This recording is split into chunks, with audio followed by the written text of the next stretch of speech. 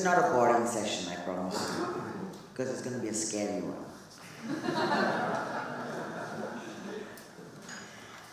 So, for all of you who are thinking, what is a 60-year-old woman going to tell us? We're young, we're hungry, we've got more energy than her. All right. I'm hungrier, I've got as much energy, and I started out with 12 people. So, as everyone on the stage has told you, it's a long journey. I've been at it for 20 years. Started off in a room which was about 900 square feet with 12 lawyers, all crazy hungry, all working every day, 24/7.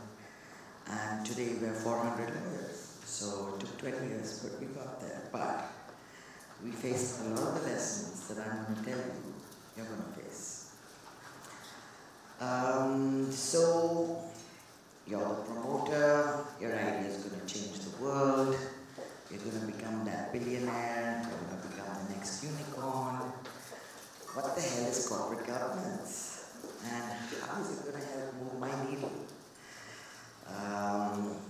Customer acquisition cost is far more important.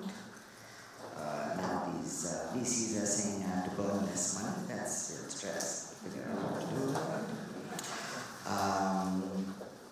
This differentiator stuff, this, is it going to make me less nimble? How cumbersome is it going to be? Am I not going to be the boss anymore? And the answer to all of that is a little bit yes. And that's good, because, for God's sakes, as Mr. Murthy says, you want to share the bad news with someone who will take the elevator with you, right? And so I think that if you've been seeing the morning session, what have you been realizing? That all these really good, prominent, respected, iconic people are saying. What are they all saying at the end of the day? That you really can't scale up and reach your true potential unless you figure out that along the way, you better get the plot right on having governance, starting in your DNA very quickly. It's difficult to learn when you've got 10 portions. Start now. And what else are they telling you? That it takes time. It's building blocks. It's building blocks of excellence. And what did Mr. Murthy say, which is what I tell every client every time? When in doubt, disclose. Right? So I truly believe at this tender age of 60 that valuation is given a huge fillip through honesty. And as I always tell the youngsters when I do an orientation once in a while, remember what your mother said. Honesty pays. It just pays. And remember something else. You really can't hide a lie. You could be the best liar in the world and think you've got all the layering right. It doesn't work. I've got to the stage where I'm so scared that sometimes you don't go for a dinner and you say, oh, I had a headache or I was out of town. I just don't even say that anymore for the simple reason I forget what I said. So I just say, look, I really didn't feel like coming. I was really too tired. I'm so sorry. But to make up anything, even at a smaller level, it sort of hits you. Somebody else says she wasn't out of town. She was at that movie with me or something like that. So I think that, valuation, the McKinsey studies have actually proved that in emerging markets, there is a premium of literally 22% given for startups with better valuation and better governance, with better governance. It gets you 22% more, and especially in the emerging markets, where VC investors are worried, how much control can we really have, how much of deep dive can we really get in, how much of this promoter can we control, etc., etc., etc. And I think that, how do you suddenly, as a young promoter, filled with energy and, going to change the world, how do you arrive at this great concept of governance? It doesn't just fall like manna from heaven, believe me. It starts with the wantingness to be good. Good not in a virtuosity sort of way, but in a sensible way. Nobody is asking you to spend 50% of your profits on governance, and in fact you don't need to. But what you need to do is to have on board advisors who will take you through that process at the level that is required for you in the startup or the VC sort of way. And what does that mean? Essentially what that means is, as Ravi was trying to tell you, or told you, not trying, that you need a proper set of advisors, directors. Today, I think the anxiety always is, will I be held back? Will my idea really be castigated? Will I be asked to delay in my execution? I know best.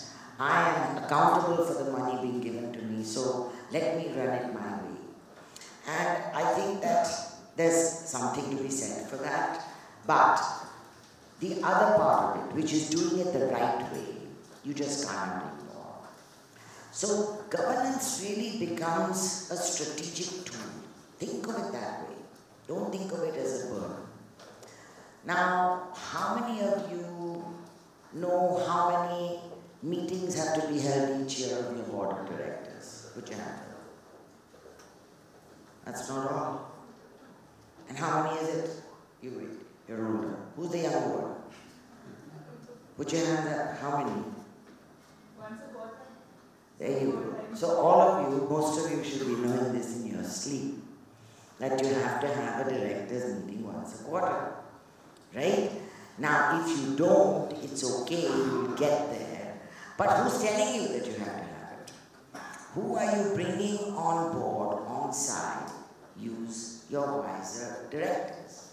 Get a small company secretary that you don't have to pay much for, who will put the compliance tools on your table. Believe me, I have represented sovereigns, VCs who come in maybe at a Series B, Series C funding, and who love getting all these non-compliances.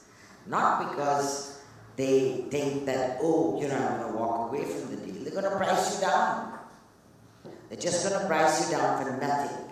These are fixable, these are doable, it's just a matter of a little discipline, and you pay the price. So, honesty will result in good valuation. Governance results in an uplift in valuation.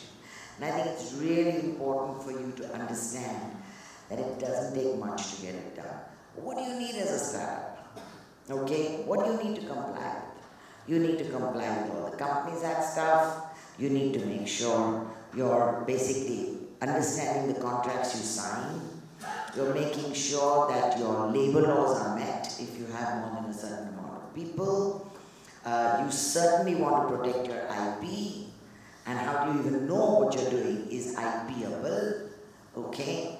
And what you want to avoid is litigation. There's nothing as brain-chilling as, having people send you notices and you write back and you get all upset with life. So how do you do that? You just take wiser counsel. And so this whole adult mentoring that we were talking about, take it through your board of directors. Appoint a couple of people who you trust, who don't have to be, in that sense, independent and vigilantes. They don't want to be. They want to share the fun with you. But they are so conscious of their own duties and liabilities as a director under the Companies Act that they're not going to let you mess around beyond a point. And you don't want to be messed around with later, and you don't want to mess around now. So I think the message I'm trying to give you is it's really not that tough. And it shouldn't be a block in your mind that all this is going to take away your ability to fly. It doesn't. It actually lets somebody else take care of it for you in the hinterland, and then you can go and dare to dream as much as you want within the parameters that you're told to do.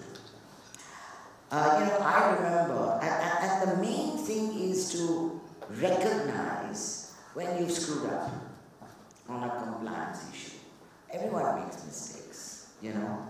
There are going to be pitfalls, there are going to be roadblocks, there's going to be stumbling, and that's fine. Who's not done it? Okay? Nobody's a superhero at this stage. But what you've got to do is to be able to recognize it really quickly, and fix it really fast. And believe me, when that quick fix comes, everybody's on board with you. It's like I remember an incident in my life where I was representing the IFC and they were putting an investment into a small company in Chennai. And we were all done and we'd done all the advice and we were about to give our legal opinion. And, you know, we had said, because of the research that we had done based on books, etc., that there was no stamp duty for a certain type of instrument that the IFC was going to do in Chennai for this company. And I don't know, God smiled on us, because about 3 days before the deal was about to close, I was chatting with a fellow lawyer and we were talking about all this ridiculous stamp duty, and I said, thank God we have that exemption in Chennai. And she said, it's gone. I said, gone? When did it go? So she said, last month. I said, you're kidding. And then I went back to the office, I had died, I remember. And I was looking up, and there was this notification that hadn't been published in any book because it was only a month old. It was lying on some gazetted site somewhere. I'd given her advice. What to do, IFC, oh God. And you know, we all huddled, the 12 of us at that time. Nobody was not allowed to huddle. And we were just wrong. We had made a mistake. And it was Washington, late at night for us. I asked for a phone call. And I started off by saying, you know, is it cold in Washington, blah, blah, blah. And I said, you know, I want to tell you that we have to give this opinion, and we've told you that there's an exemption. But I think on reflection, we found out that there isn't an exemption, and we should have caught it. It was a month old, so there's no excuse. But what do we do now? We can't give this opinion. So she said, well, how much duty is it going to make? So I said, it's about $10,000. So she said, oh, darling, that's fine. So accept it out in your opinion. We'll just tell them to pay. And I couldn't believe that 6 hours of stress had led to those 3 minutes. And, you know, it was a lesson learned. It was a lesson learned that don't delay. The quicker you bring someone into your problem, it becomes their problem as well. And the later you bring it in, it's never going to be their problem. And so, from your point of view, the lesson that I want to give to you is that if there is something that goes wrong in compliance, that goes wrong in governance, for God's sakes, put your hand up quickly. Every VC knows that no young startup is going to be perfect. Everyone knows that. The question is how to deal with the issues together. And the minute you put your hand up, believe me, you are a bigger person than you thought you were in their eyes. So I think the one thing about it is recognize mistakes, deal with the mistakes, fix the mistakes, and for God's sake, don't repeat those damn mistakes. I think this makes you a differentiator. And so even if it does take a little more of your going away from your nimbleness, for me, I would suggest it's definitely worth it. So, what else do you do to make a VC stand up and notice you from others? When somebody's coming to invest in you, what would I do if I were you? I would first say, what are all the problems that I have? Put them on the table. Yeah? Now, how many can I fix before this VC comes in and thinks I'm a crazy guy? Okay? 90% of them you can fix. They're just procedural. It's nothing. Nothing. The 10% that has stayed, okay, you deal with it. You put it on, you talk about it, you take advice, you understand what the VC is saying, and you take a path forward, but most importantly, together. That is the key. Bring people into your problem space, but don't think that by doing that, the problem is going to be under the carpet. You want transparency. There's one thing that I remember when I was a young girl, I went to a talk with my Fali Nariman, and he said something that I never forget. He quoted an English lord, and he said, sunlight is the best disinfectant. Transparency is the best form of governance. Now, don't be over-transparent and share your problems with everybody, but there is a line. Transparency, transparency, transparency. Now, what else do you not do? You don't try and hide the excesses that you may have indulged in as a promoter. I'll give you one story, and it's not a VC story. But we had a company that we were investing in. And this guy was giving us his DD report, and we asked for related party transactions, and he said none. And nothing irritates an investor like a related party transaction, unless he understands why you've done it. So, no related party transaction. We said, okay, it's on self-disclosure. The accounts didn't show related party transaction. And then about a month or 6 weeks before the closing, the investor came to meet with this guy, and the guy picked him up in a Porsche. And then a Porsche? What's this guy doing in a Porsche, right? So he asked us to see, is this car on the books? No, this car is not on the books. Is this car leased? No, it's not leased. How the hell does he have this car? So I said, very simple. Ask him. So he said, no, you ask him. Okay. I look like I can ask people about Porsche cars. So we got into it. And there was a company which was ostensibly held by unrelated people, but who were obviously friends. And this company had imported 2 cars, one for him, one for his wife, and paid customs duty, for which the funding had gone from the company. And one lie led to another, just ridiculous. And for 2 stupid cars, my client pulled out of the deal. Because what it told him was, even when pressed, you didn't come out and say, I'm sorry.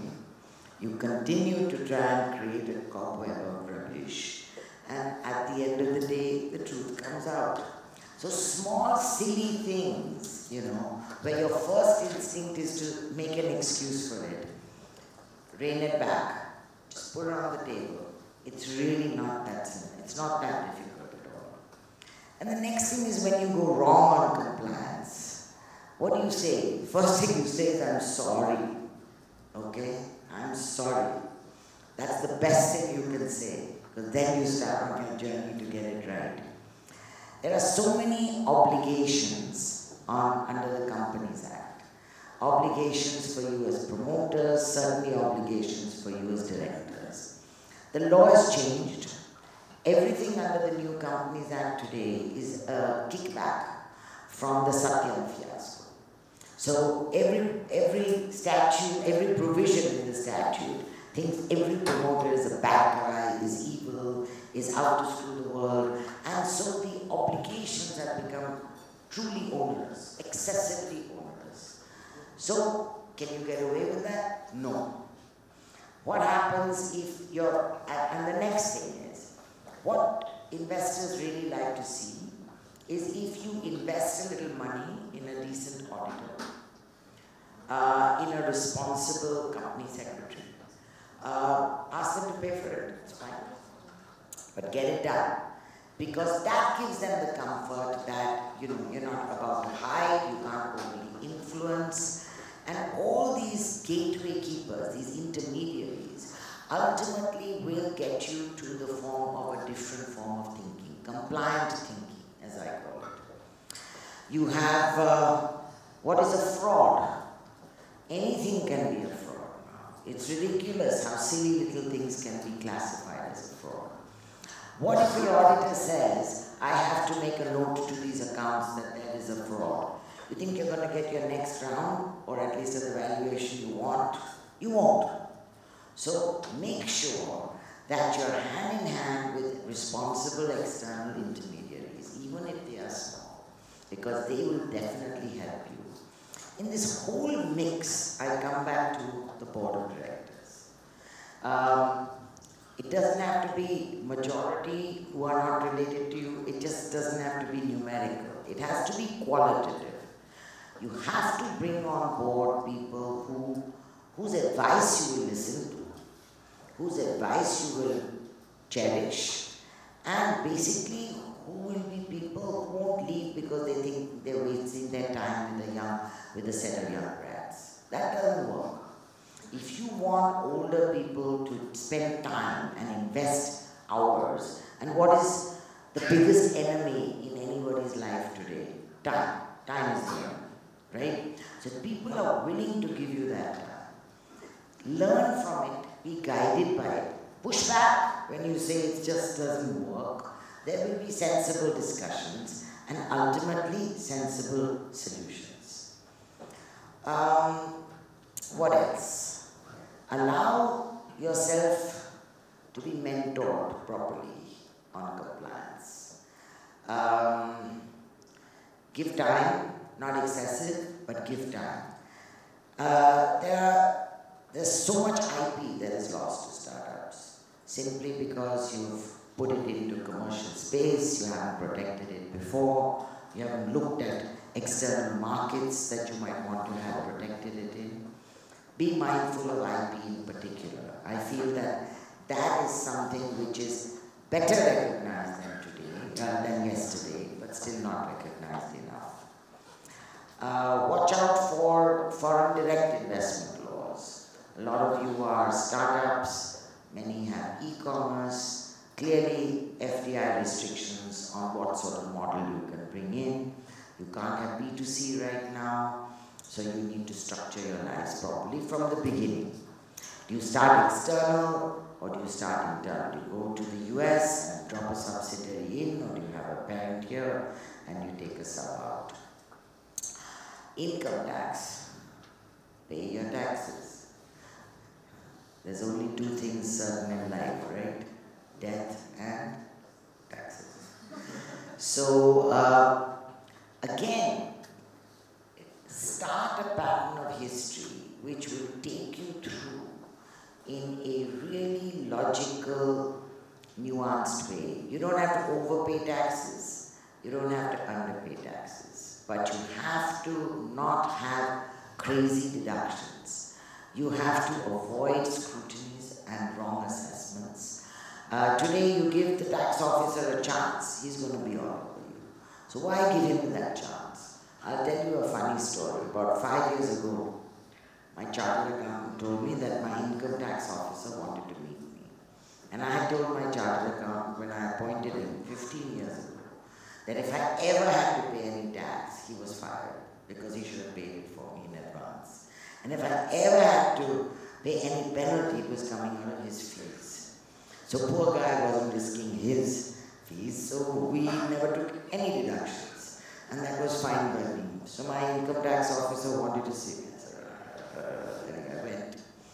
And he tells me, my chartered accountant sitting there, and he tells me, no, madam, I wanted to call you because many times I've told your chartered accountant, madam is not taking enough deductions. And I said, right, I've spent 2 hours to go back and forth to hear this. I said, because I don't want to meet you like this. I only want to meet you for coffee or to tell me about your wife or your daughter. I want to meet you for my tax returns. So, this is excessive, but this is just my crazy obsession. But what I'm trying to say is peace of mind, right? Don't dislodge your creative energy on account of getting brain damaged by these small issues, which ultimately are not going to change your valuation significantly in the long run. What does it do? It gets you cheaper debt, ultimately, a well-governed company. What else does it do? It definitely gives you a competitive advantage as far as the VC investors are concerned. And I think if you have a responsible, mature, in-sync board, I think it also validates your vision, your strategy, and it controls all your urges to go wrong. I think that, what else? I think that the next thing you want to know is see how you want your balance sheet to look sensibly, year on year on year. Now, profitability, what Mr. Murthy says, I've not seen many VC startups which are profitable. God knows when they will be. The hope is that they will. But again, what is important is that you reflect the state of affairs of your company sensibly. Don't push them up, don't push them down. Make sure that what is being looked at by the investor will be validated by his tax advisors. Don't forget, however large or small the amount that a VC is putting into you, he's not a fool, okay? He's done this before. He knows what he's looking for. What are you able to hide? He's going to pay people serious money for a diligence, and he's going to flush out whatever the concerns, and he's done it 100 times before. So he can smell it, right? So when the DD is happening on your company, make sure that you are as transparent as you can possibly be. Believe me, this is one way to get an investor in happily or to get an investor in sadly. I'll give you another example. We had a $700 million deal of large PE coming into a company. And we were doing the DD and we were checking all the boxes. And then suddenly our client phones up and says, did you know that the land on which this factory is supposed to come up, the Development Corporation has issued a forfeiture notice? And I said, no, I don't know. That they didn't tell us. They didn't tell us. So again, I was asked to ask the question, why the hell didn't you tell us? And I said, no, we're going to sort it out. We had to do something. We had to pay some premium. So we thought we won't bother you. Okay. So I gave them a long lecture. And I said, you have to bother us. After another month, some other problem came up. Not to do with the land. And again, he said, I didn't want to bother you. My investor invested, but it cost the guy $50 million. And it was a walk away. My investor got the perfect opportunity. It was fixable, it wasn't not fixable, it wasn't a deal breaker, it wasn't a walk away point, but my investor had gone so many months into the deal to try and find a new buyer who would have taken the target another 6 to 9 months. The target couldn't wait for 6 to 9 months. My investor knew he hadn't really wanted him, and it was just because he didn't want to be bothering him. So don't make that mistake, okay? I think let's wrap up because I think time for questions will be more interesting. The next thing is, if you are compliant, I don't know how to put it. I just take my own example. You just get better talent. All right? If people respect you, they stay with you longer. It's not just the money.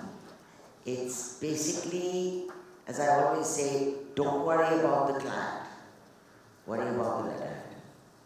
And so, from a young age, my lawyers know that they can stand up, push back, go to their seniors, because they will never be scolded for losing a client because he wanted us to opine on some nonsense. So I think if everyone in your organization knows that there is a DNA about you and that it has to be followed through, I am convinced not only do you create greater impact, create more value, but your talent stays with you longer. And that's the other thing you learn in the service industry, right? There is a war for talent, and talent has won. It's all about people. So how do you retain the best people to stay with you, not go to the guy who's doing something else for an extra buck? It's only because you demonstrate that you can inspire people around you and that you're willing to take them with you. As Ravi was saying, the CEO is the gateway to the outside world. And so as a startup promoter, you're everything, but most importantly, you're the reputational matrix of the firm to the outside world. Why do people not like to work for companies which have scams all over on the front page? Because if you, right, you're sort of not ashamed, you're really ashamed if somebody goes for a beer and where do you work? You don't want to be like that, right? You want to have kids and yourself saying, I'm here and I'm gonna just conquer the world. And everyone who works with me in conquering the world is feeling good about themselves and feeling good about me. So I think it all wraps up not just into legal. Legal is just a part of it. I think that the whole matrix of how you think, how you behave, how you insist others around you behave, and how you're willing to be open to guidance on how you should behave is critical. So that's my valuation. Okay. Enjoy.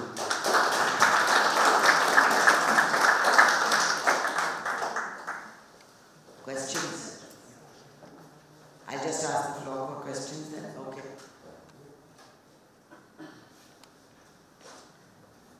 Yep. So, internal versus external advice. So, there's certain functions that you should keep in-house, there's certain functions that are better and cheaper if you get them outside. So like the chartered accountant, for example. So where do you lie? Is it something that's in the life cycle of the company or? Every company has to file a balance sheet first year.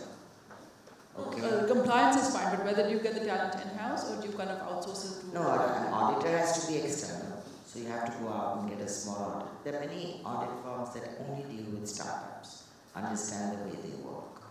A company secretary is better externalized, more expensive to have in-house.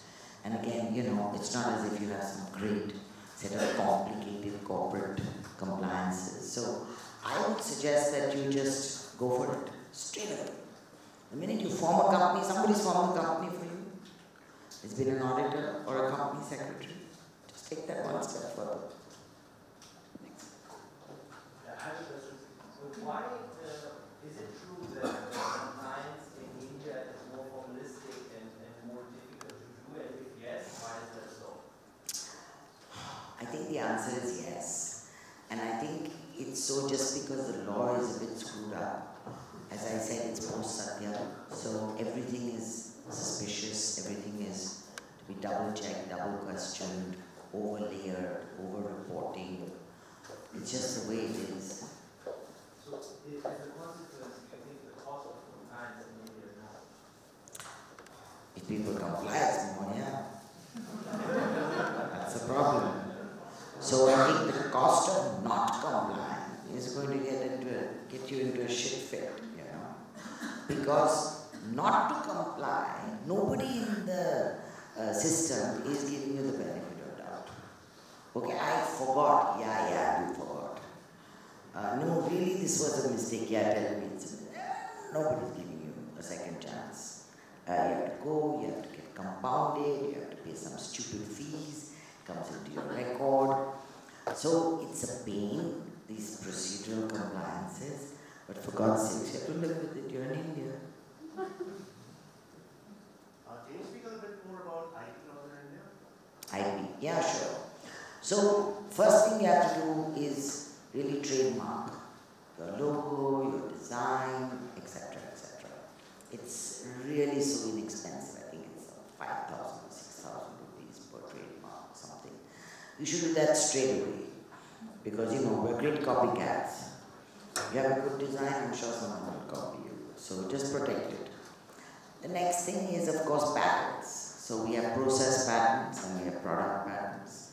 And process patents are patentable in India. But you have to patent them within a certain time. You have to file for the patent within a certain time. And then the patent registrar examines it, etc. You start commercializing and using it before you patent it. It's not patentable. So who's going to tell you that the idea is a patentable one? All ideas are not, okay?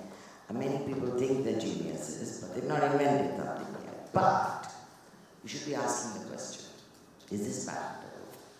Can I do something about it? And if the fees are not too high, file for a patent anyway. By the time it comes up for examination in the next 2 or 3 years, you can refine it. Maybe it's an idea. And if you haven't, you know, you've lost that little bit of money, but not for want of trying. And the follow-up question on that is, I heard processing views on software. Any revision in India or not? Yeah, you have process patents in India. You can. Zia? You can. You can also have copyrights. So you can, you know, copyright something which is what you say, but software you can have process patents. It's more difficult, but you can. Zia, I'm sorry. Here. Yes. Zia, we're seeing that more and more startups these days are expanding internationally very early. For example, when we raised our first round of funding, we were advised to set up an American company. So we had an Indian company and an American company. Now we're expanding into the China market, so another country. How do you advise, what would you advise for us to be well governed in all of the jurisdictions that we're working in? We obviously feel a lot more confident that we've got governance covered in India. A little less so in some of these other markets, especially the alien ones, the ones that we don't get a lot of great advice for in India. What's your advice for companies like ours? You file an APR.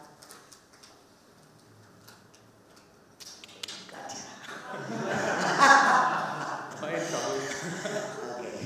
So an APR is an annual performance report which you have to file as a company for every foreign subsidiary you have. That's the RBI requirement. Now, why I said that is because if you think that your foreign subsidiaries are also not under Indian radar, you're wrong. Everything comes onto your balance sheet and everything is open. But the way to fix that you're okay in China, where we really always feel, oh, China mein kya ho? And if you're in other countries, is to do the same thing. You've obviously got an investor in you, okay? Take the guidance of the investor. Has he been to China before? Has he got companies there before? Ask the people in India to help you. It's not that difficult. It truly isn't. You just have to get the right connect. You know, as a law firm, one of the most precious databases, which is password protected, is the professional reference sources we have in other countries. So if we want to recommend somebody in China, we will have done research.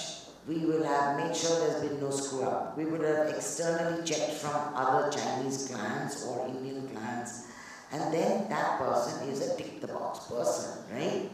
So get a few of those. Even there are smaller ones. You don't have to think that only the bigger ones have to look after you. And let me tell you, all intermediaries now are very excited about the VC startup space. They're all interested in, building, investing in these relationships. So you will get firms who will be happy to help. Of course, if you screw up and make it a big meal of going wrong, but if it's just process and proper compliance, ask people who have invested or gone out in that territory, or ask your VC investors to help you. In the interest of cost savings, they've suggested that we get a provisional patent. Could you speak to that? Yeah, you could get a but you still have to apply, right? What is a provisional patent? Provisional patent is till the final examination takes place. They think there's a prima facie case, but you have to pay the fees anyway. Or it isn't? Yeah. Any other questions? Yeah. So as an entrepreneur, you kind of, give these company secretary a task and you get an auditor. But as an entrepreneur, you're always struggling to figure out, is he doing this job correctly? Because you obviously can't. Now what more can you do? Yeah. So I mean, just to Choose the right one. Don't choose a fool. Yeah. And that's also very difficult to evaluate. No, not at all. I mean, how difficult is it to ask around and find which are the good company secretaries looking after startups and which auditors are looking after startups? Bilkul nahi. You you have trouble, you call me, I'll give you all the small names. So I don't think that, you don't have to worry about if you're doing your job. Then you're not an auditor, you're not a company secretary. How the hell will you know? To rely on professionals, right? And at the end of the day, if he does make a mistake, right, then he's going to try and help you fix it, right? It's his mistake. So you have to trust the advisors. Don't double guess them. You'll go bananas. Zia, one question from me. You mentioned early on the notion of creating a good board, and I've come across this many times, so I'm going to put it out to the room and to you. Is this that there's this belief that board governance and good boards and so on are really, really meant for those big companies?